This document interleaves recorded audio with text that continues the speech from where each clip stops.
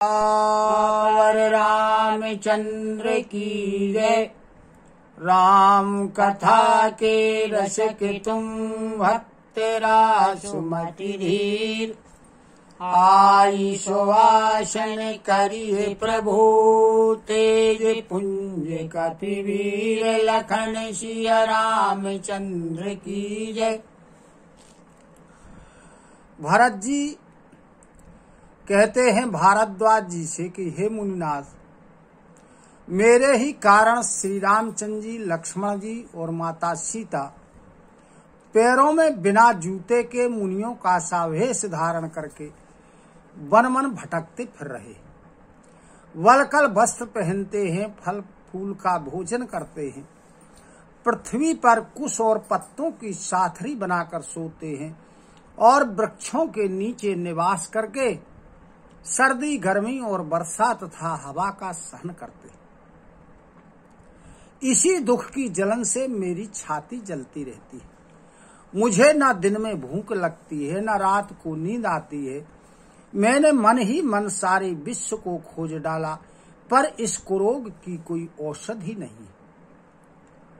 माता की जो बुरी बुद्धि है वह बढ़ी है। उसने मेरे हित के का वसूला बनाया, उससे कलह रूपी कुकाठ का कुयंत्र बनाया और 14 वर्ष की अवधि रूपी कठिन कुमंत्र पढ़कर उस यंत्र को गाड़ दिया और मेरे लिए यह कुठाट का ठाट रचा और सारे जगत को छिन्न भिन्न करके उसने नष्ट कर डाला। और जब श्री रामचंद्र जी जब तक लौटते नहीं हैं तब तक इस योग की कोई औषधि नहीं है। तभी यह कुरोग मिट सकता है और तभी अयोध्या बच सकती है और कोई दूसरा उपाय नहीं है। भरत के वचनों को जब भारद्वाज जी ने सुना तो उन्हें बड़ा सुख प्राप्त हुआ और सभी ने उनकी बहुत प्रकार से प्रशंसा की। मुनि ने कहा कि हे तात, अधिक सोच मत करो। भगवान श्री रामचंद्र जी के चरणों का दर्शन करते ही तुम्हारा सारा दुख दूर हो जाएगा।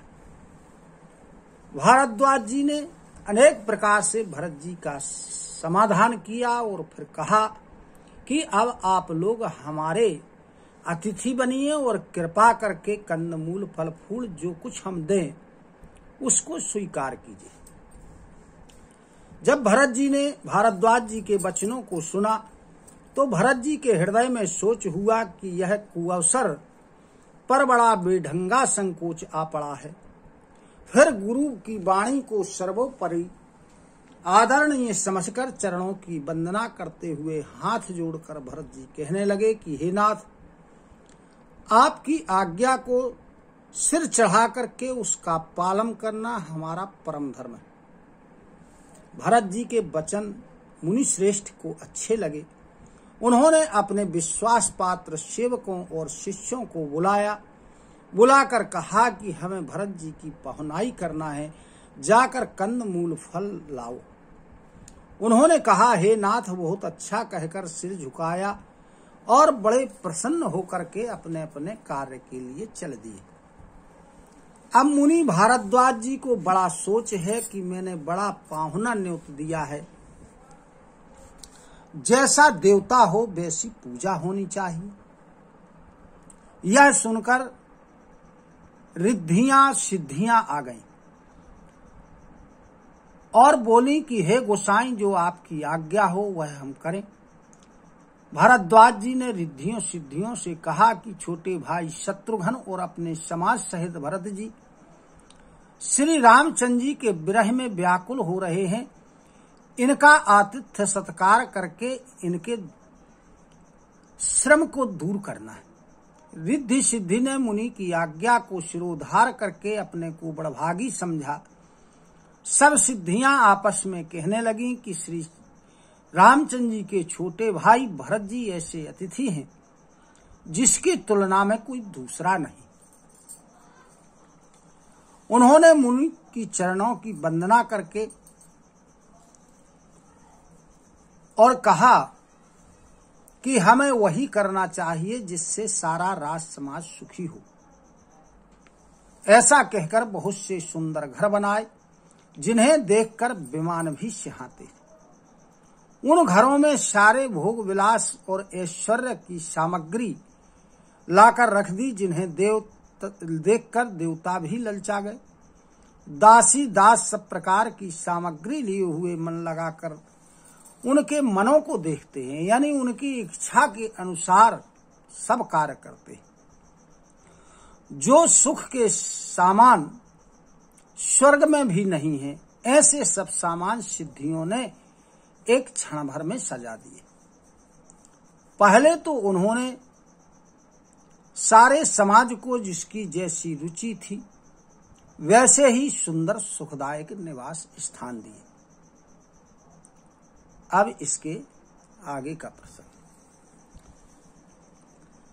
बहुरी सा परिजन भरत कहूं, ऋषि से आय सुदीन, विधि विस्मय दायक विभव, मुनिवर तपवल कीन, लखन सिया रामचंद्र की जय।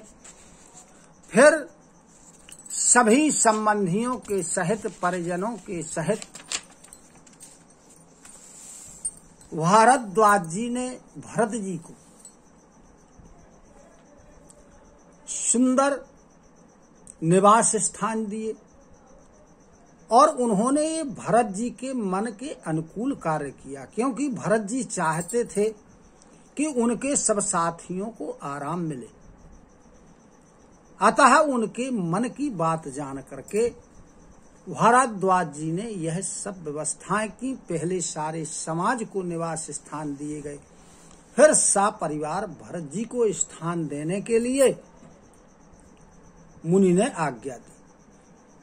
मुनि भारद्वाज जी ने अपने तपबल से ऐसा वैभव रच दिया जिसे देखकर ब्रह्मा जी भी चकित हो रहे थे।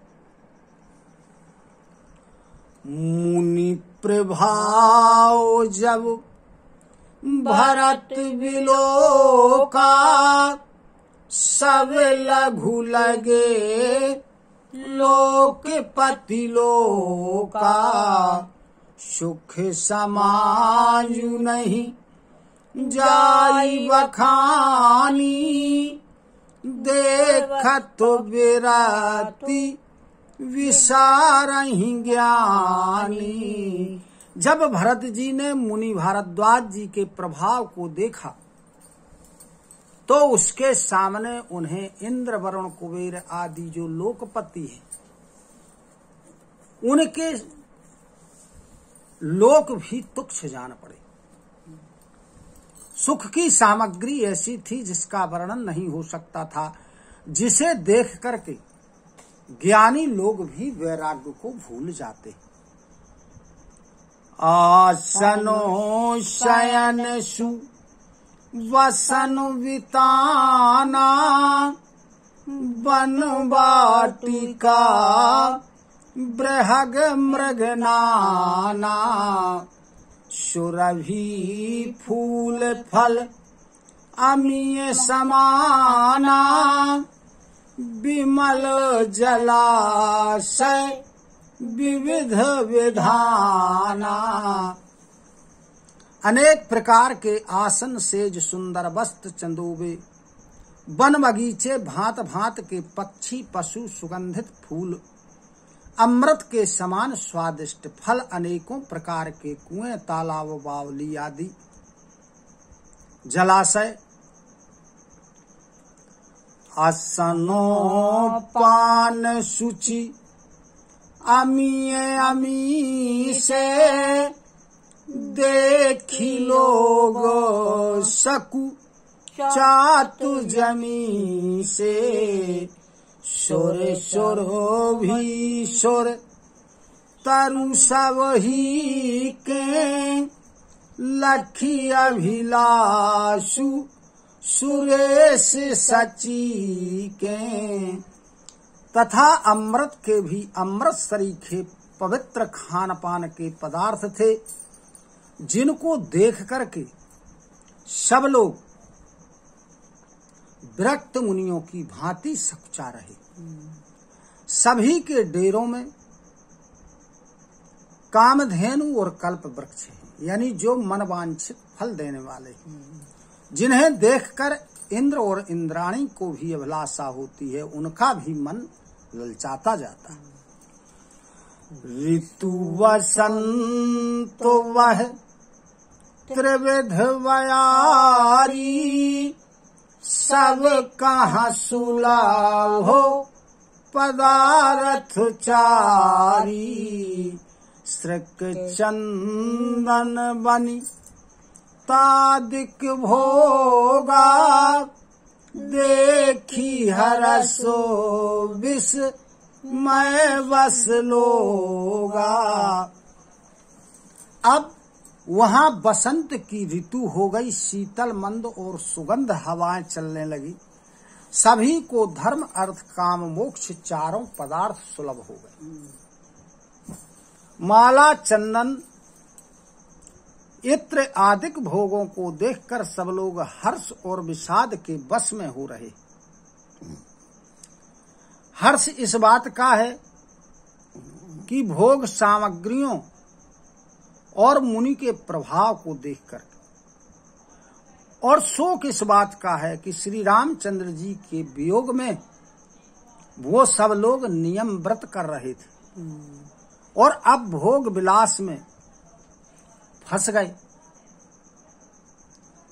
संपत्ति चकोई भरत चक, मुनियाय सुखिलवार, तेहि निशि आश्रम पिंजरा, राखे भाभिन सार लखन सिया रामचंद्र की जय।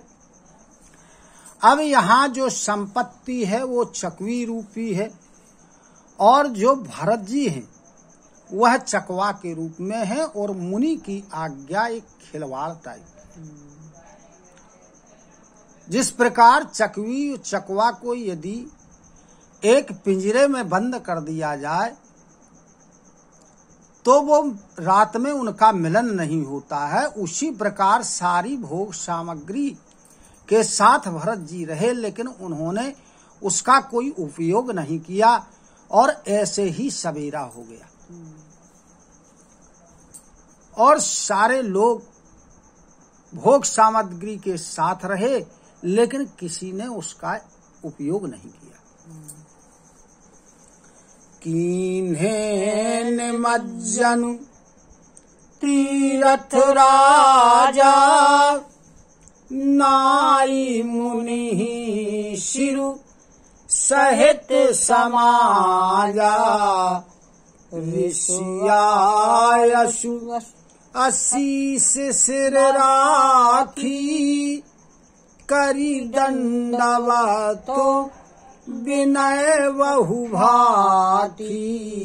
अब जब प्रातः काल हुआ तो भरत जी ने तीर्थराज प्रयाग में स्नान किया और अपने सभी समाज के सहित मुनि भरद्वाज जी के चरणों में सिर नवाया और उनकी आज्ञा ली तथा उनका आशीर्वाद स्वीकार करके उन्हें दंडवत प्रणाम करके भरत जी ने अनेक प्रकार से उनसे विनय की।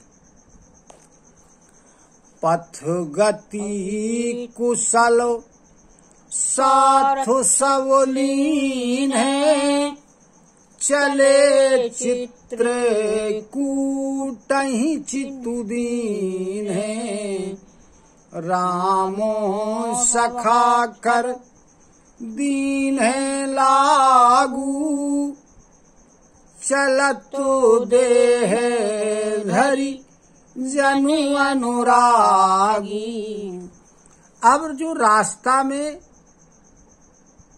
रास्ता की पहचान करने वाले कुशल लोग थे, उनको भरत जी ने साथ में लिया और चित्रकूट की ओर चल दिए। भरत जी श्री रामचंद्र जी के सखा निषाद राज के हाथ में हाथ दिए हुए ऐसे चल रहे हैं मानो साक्षात प्रेम ने ही शरीर धारण कर लिया। नहीं पदोत्रानो शीश नहीं छाया, प्रेमु नेमु व्रतु धर्मु अमाया। लखनो राम सिय पंथ कहानी, पूछत सखाही कहत मृदुवानी। अब भरत जी के पैरों में ना तो जूते हैं ना सिर पर कोई छाया है। उनके प्रेम नियम व्रत धर्म निष्कपट है। वे निषाद राज से श्री लक्ष्मण जी, श्री रामचंद्र जी, श्री सीता जी के रास्ते की बातें पूछते जाते हैं और निषाद राज बड़ी कोमल वाणी से उन्हें बताते जाते हैं। रामो वासुथल बिटप विलोके, उरे अनुरागो रहत नहीं रोके। देखी दशासुर वरसहि फूला, भई मृदु मही मधु मंगल मूला। श्री रामचंद्र जी जहाँ जहाँ ठहरे थे उन स्थानों को और वृक्षों को देखकर भरत जी के हृदय में प्रेम रोके नहीं रुक रहा। अब जब भरत जी की ऐसी दशा को देवताओं ने देखा तो वो आकाश से फूलों की वर्षा करते हैं और जो रास्ता था वह मंगल का मूल बन गया। किए जाहि छाया जलद, सुखद बहाई वर बात। तस मग भयउ न राम कह, जसवा भर तहि जात। लखन सिया रामचंद्र की जय। अब जहाँ जहाँ से भरत जी जा रहे हैं वहाँ वहाँ बादल छाया करते जाते हैं। सुंदर सुख प्रदान करने वाली हवा चल रही है। भरत जी के समय जाते समय जैसा रास्ता सुख देने वाला हुआ वैसा श्री रामचंद्र जी के समय भी नहीं हुआ था। सियावर रामचंद्र की जय। कथा विसर्जन होते सुनहु वीर हनुमान। जो जन यहाँ से आए हो सो तहाँ करऊ पयान। श्रोता सब आश्रम गए शंभु गए कैलाश। रामायण मम हृदय में सदा करहु तुम वास। लखन सिया रामचंद्र की जय। उमापति महादेव की जय। पवन सुत हनुमान की जय।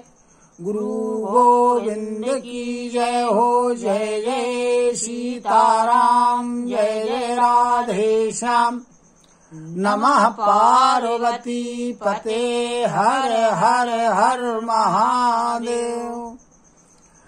हरि शरणं हरि शरणं हरि शरणं हरि शरणं हरि शरणं हरि शरणं हरि शरणं हरि शरणं।